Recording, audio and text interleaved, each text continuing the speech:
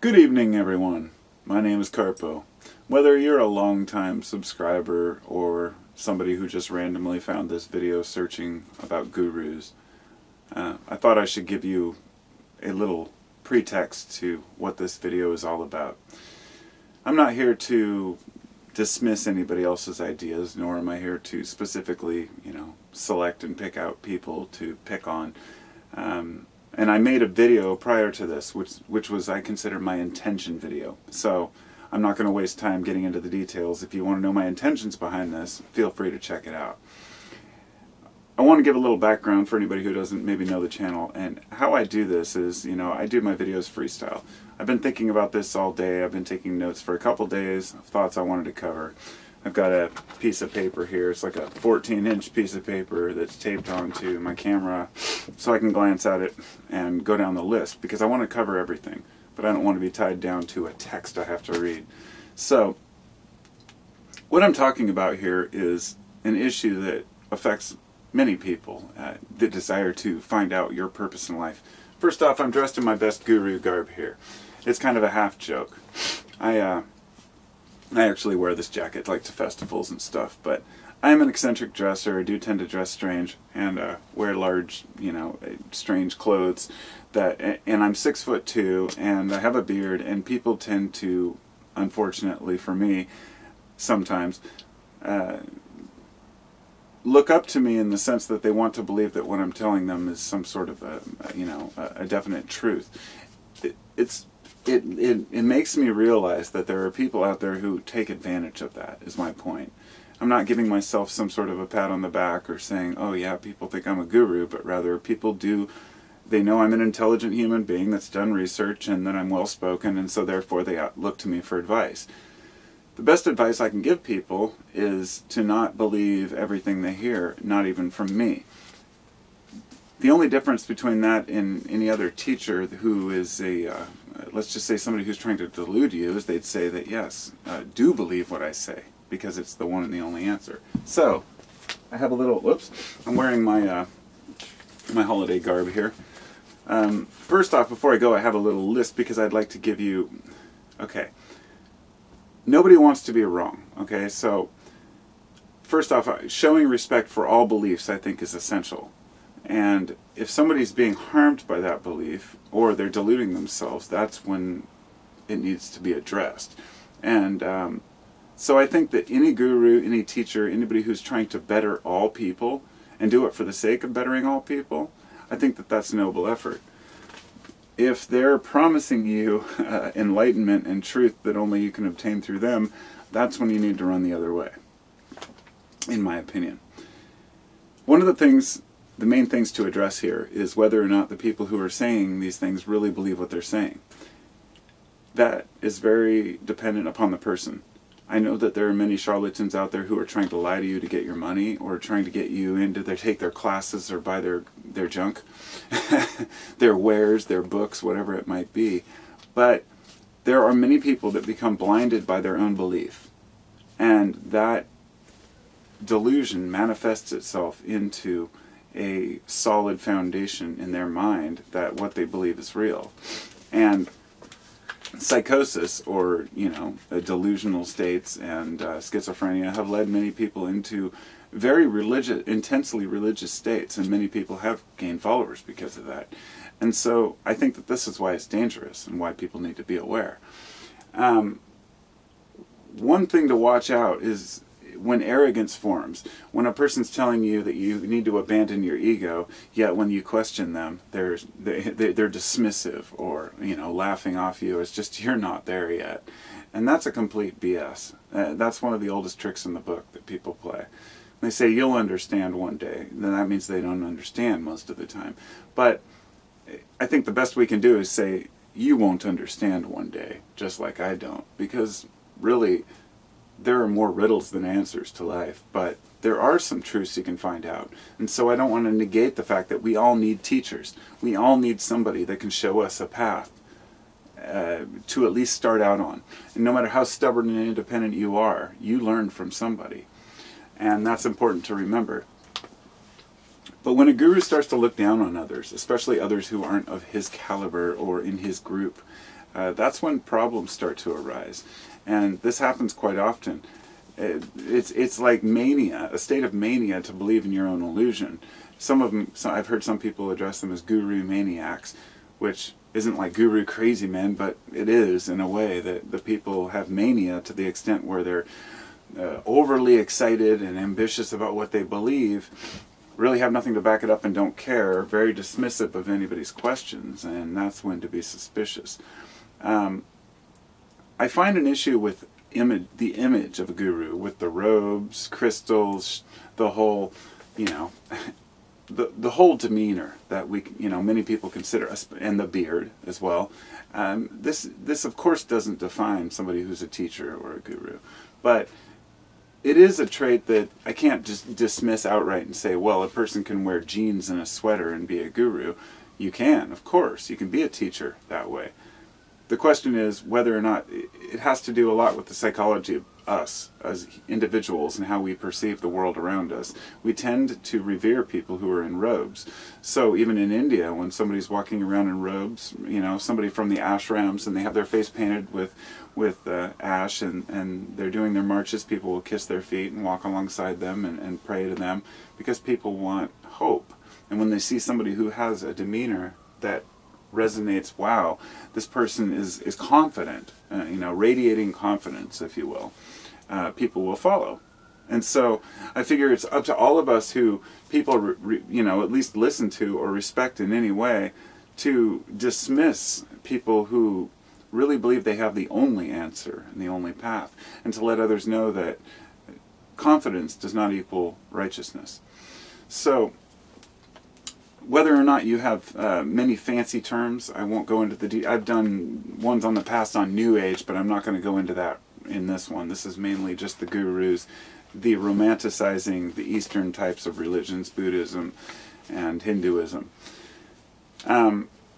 There's something that Nietzsche called the will to power, and it's the idea that all men, you know, have this desire for, it's not like, it's a metaphor for this idea that we want to manifest some sort of a power within ourselves and show what we have to the world, I guess. And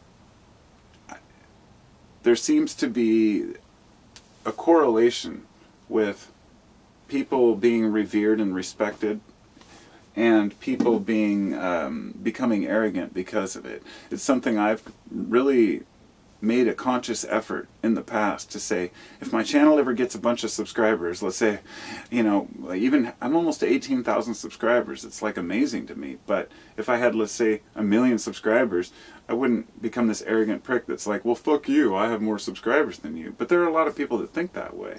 You know, subscriber count doesn't equal anything better than how many followers you have in real life, in your ashram, in your whatever, your, you know, various cults and churches and whatnot. And I shouldn't have said ashram in that context. That doesn't fit. That's a separate thing. So anyhow, many people will pretend to have the answers, and I think this is what we have to watch out for. If someone tells you they haven't figured out, you just have to go through their steps to get there, they're probably full of shit.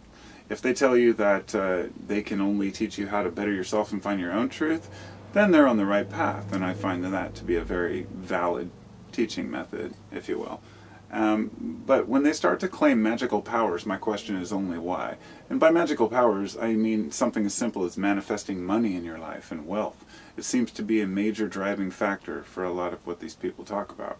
And it's naturally, they will say, well, it's because that's what people need most in their life. But I would say, from my perspective, no, it's not.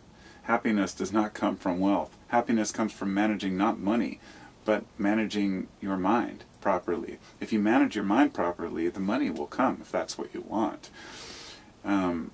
There are principles out there that we don't understand, but it does seem that the path of least resistance brings the most satisfaction, not going extreme. And I'll get into that in the next part here, but pretending to have the answers or the magical solutions to our problems is, as far as I've seen, a delusion. And it's interesting because I've sought it out most of my life, and I've been curious. And I have a list of my personal, like, people I would look up to, and I'll get to that in a minute. Just remember that expectation drives experience. That means if you expect a certain result from an experience, you're going to get it. And this is the problem. Many people go to a retreat, or, you know, if you go to India, you're going to have the, whoa, holy shit, cultural shock. And it can lead to some very intense experiences, which I'll also get into in the next part. It's mainly an overconfidence of awareness.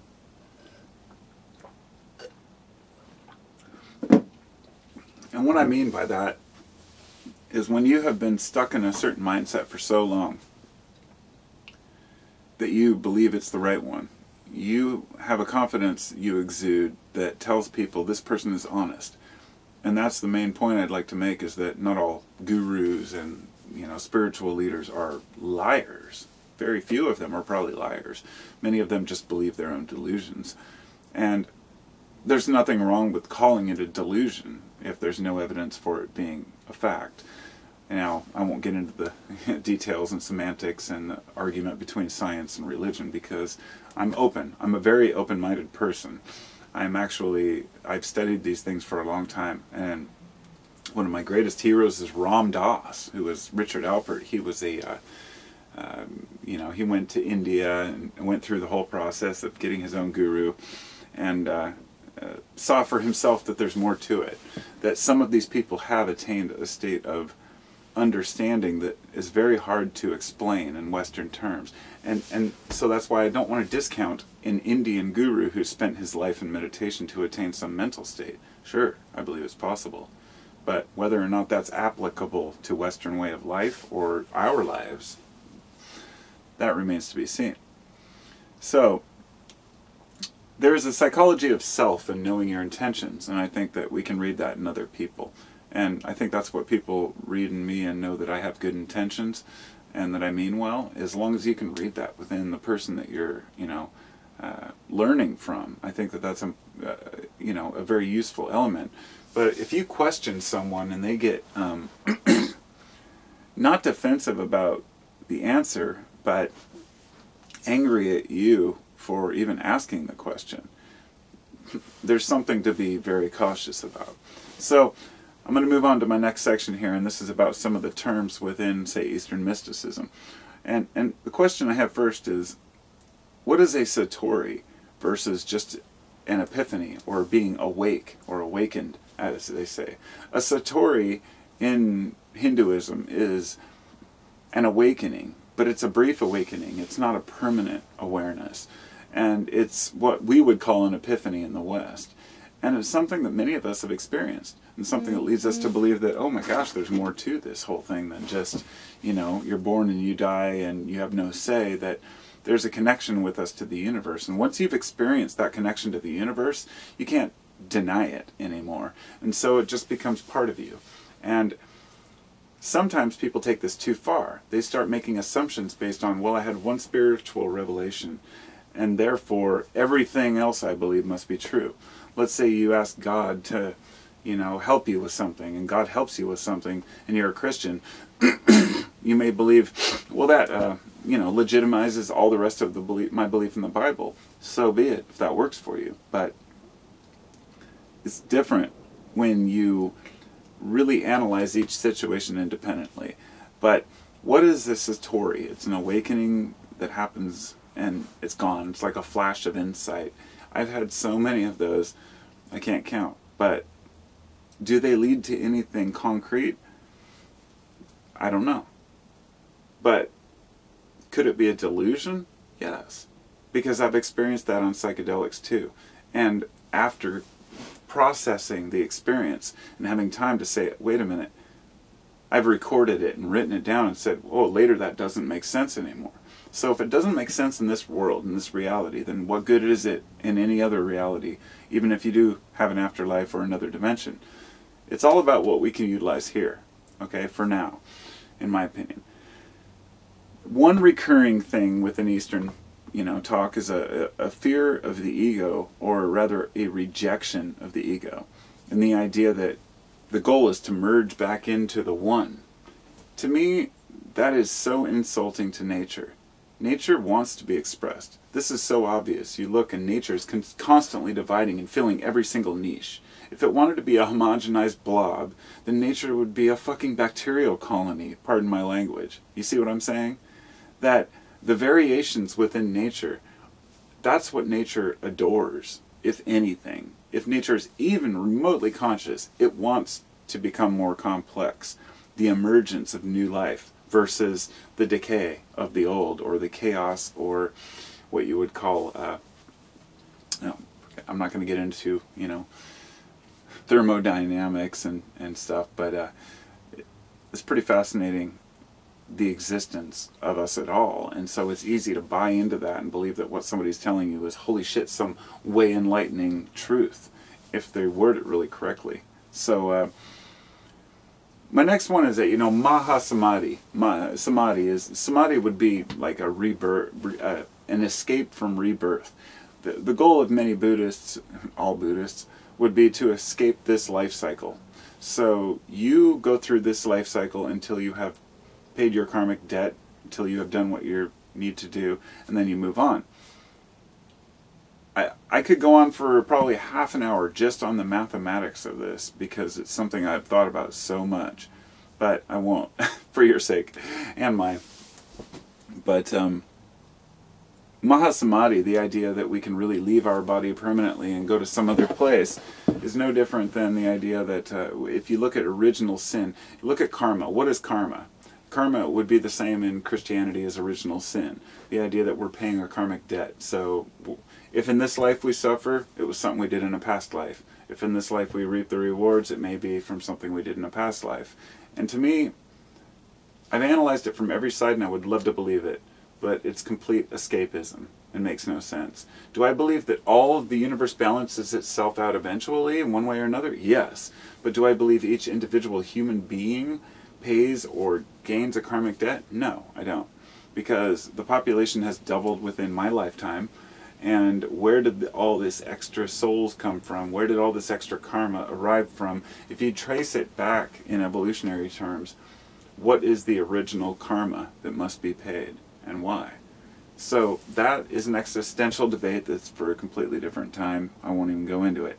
But just to let you know, I've thought about it and I don't buy it anymore. I don't buy karma. I don't think it works in the way that people think it works.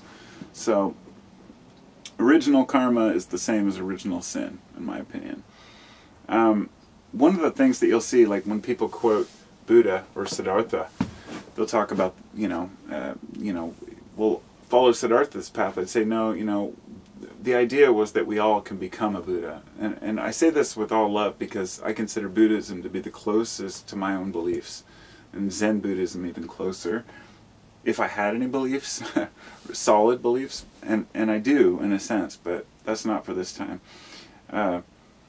Asceticism was the biggest failure of Siddhartha. In the Buddhist story, he left the temple, he was a rich boy, just a rich boy that never had to face any problems, and then he went out in the world and saw all the suffering and he wanted to figure out why.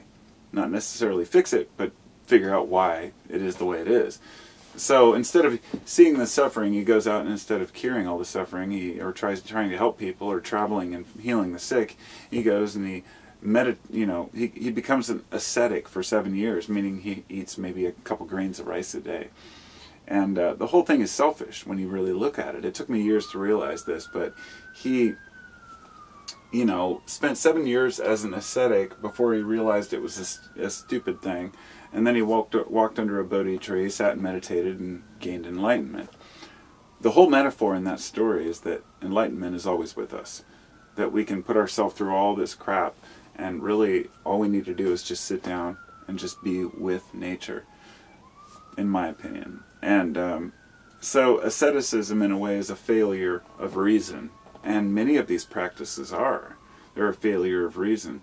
And haven't gained any real insight except a few who have become so deluded they can convince others that, hey, you could get this too. There are risks associated with meditation and yoga practices. This is something I was not aware of. I was looking into how many yogis and people who are into yoga too, not the same thing, Western yoga anyway, will say that, you know, well, a spiritual awakening is not the same as a psychedelic trip, that psychedelics are in some kind of way cheating. My response to that would be bullshit. Psychedelics, in my opinion, and always have been, a window to that reality. But once you get a glimpse of it enough times, you realize you don't want to be there all the time. And so psychedelics are probably the best way to gain a little bit of brief enlightenment, if you will. A connection to the divine, to say, in the universe, to say, wow, this is amazing, but I also have a life to live, and I can't live in the clouds and travel my whole life. So, and to each his own, if that's what they choose. But I find that, and that doesn't discount meditation or any other Eastern techniques, but just saying that psychedelics aren't cheating. You can't say that. They're more of a glimpse into it that help a lot of people move into that and want to explore it further. So I find that to be very useful, but what I didn't know was that there were similar risks of psychosis with people who went to retreats. There was a story of a girl who was from an upper class family. She went to a yoga, some sort of a meditation retreat, spent 7 days in India meditating in some ashram. Everything was fine till the last lesson, day 8, when they supposedly said, today focus on yourself as a corpse and all your friends as bags of shit.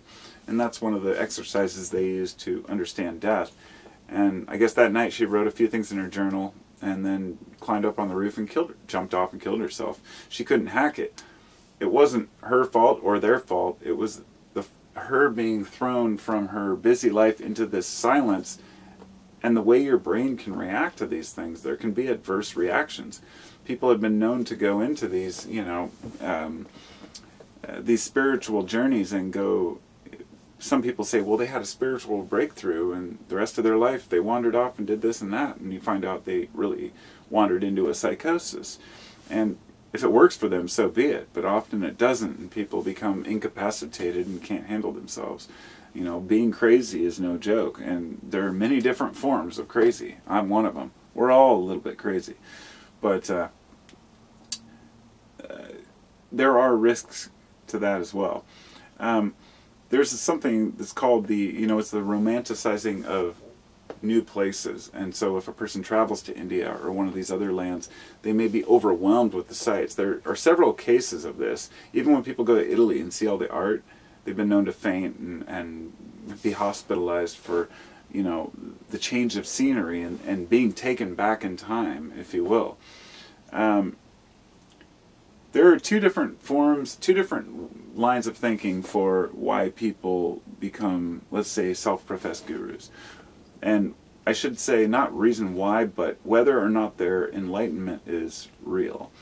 And many would say there's perennialism, and that means similarity of experience. It means that this guru and this guru on different sides of the planet both reached enlightenment and had the same experience. Then there's constructivism, meaning that each guru has his own delusion he's created in his mind, and that since you can't communicate that, we'll never know. I tend to lean towards constructivism because after deconstructing many of the claims people have made, I found that they are really lacking in evidence. My next note says, square peg in a round hole? Sure, it leaves room for the river to flow around it. That wasn't related to this video, but I actually wanted to say it. It's all viewpoint. It's all how you perceive things. Square peg does fit in a round hole. It just has to be either a bigger hole or a smaller peg, but it leaves room for breathing around it. You can consider that. Consider I never said that, or use it on your own. But that's a. I always try to look at the other side of things, and so that's why my life spent looking for truth. I've realized truth is evasive, and I want people to be armed with that truth too. No matter what somebody's telling you, the question you should always ask yourself is, can you apply it to your life? It's the key. The number one thing to really take away from this is if somebody's telling you that you have some pie in the sky after you die, it doesn't matter if you're not able to apply it to this life. Many would disagree, but that's just how I see it. And my only reason for even talking about this is not to harm others, but to respect my fellow man and say, hey, be careful and don't fall into others' delusions. So onto the short list of some of these people I consider to be teachers. Like I said, Ram Dass or Richard Alpert, you know, sure, he had his moments, but where he was, you know, delusional, if you will, but he had gone through so many phases. He is now incapacitated he can't speak very well because of I think a stroke he had. But many of his past speeches are very inspirational because he started out with LSD and kind of moved into this realm, and I wouldn't say he's the most influential by any means, just an interesting person to listen to that I enjoy personally. And demeanor on the person is crucial. The Dalai Lama the current Dalai Lama, he's just amazing. You know, he has an interest in things like taking apart cars and the internet. He's a curious guy. So he's kind of a bridger of worlds. And so it's not about what he knows as much as, or what he teaches even, as much as just who he is and the kind of person he is. Just seems to be a really awesome person, but not really inspirational for reading or anything. But Joseph Campbell, somebody who would never even consider himself a guru, but he wrote some amazing works on the hero and the hero's journey. Terence McKenna, I'd say his brother Dennis also lended a lot to that. McKenna had some wild theories, but many of them they're totally worth listening to, whether they're realistic or not. Amazing stories. And even Manly P. Hall, which he wasn't any type of guru. He was rather probably it seemed like he had a stick up his ass all the time, you know, super prude type, like, he was a teacher of occult knowledge, if you will. He wrote a book called The Secret Teachings of All Ages, which I have, and it's an amazing book, and really reveals a lot about kind of where we came from. And it gives you more power as an individual to understand the world around you, or to realize that maybe others don't understand it as well as we would like to think they do. I guess my point here is true discovery. No one of these people will do any good for you. Everyone combined is what's important. All teachers are required for us to learn something.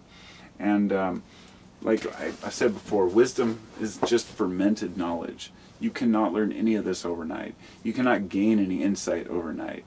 If you even try to pretend like you understand the deepest, darkest thing, you know, realities of life, you're deluding yourself, regardless of whether it's a pre-packaged religion or some sort of a new age discovery. I love to be in the middle. I love to understand science and belief, and to try to immerse myself in as much knowledge as I can, not for the sake of being smart or smarter or any of that, but because I can pick and choose which parts of what I learn to really focus on and to try to better my life. And it's brought me time and again to trying to share that with others, because I see so many people getting taken by these people, buying these EMF wands that are supposed to heal them of some sort of an illness, and it's all placebo.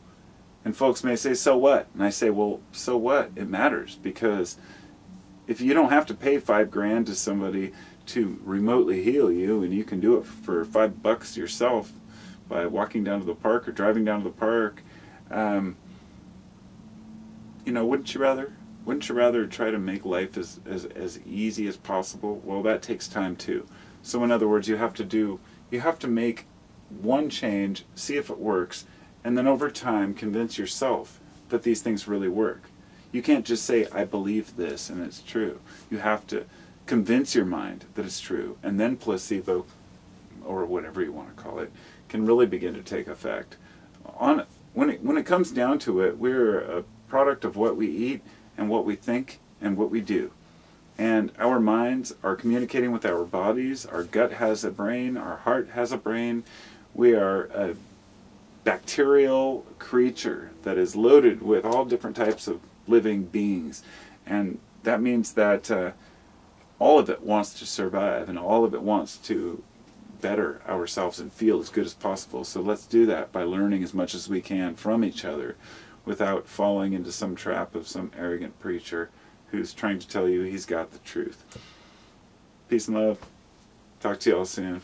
Have a wonderful night. I hope I covered everything. Leave a question, leave a comment.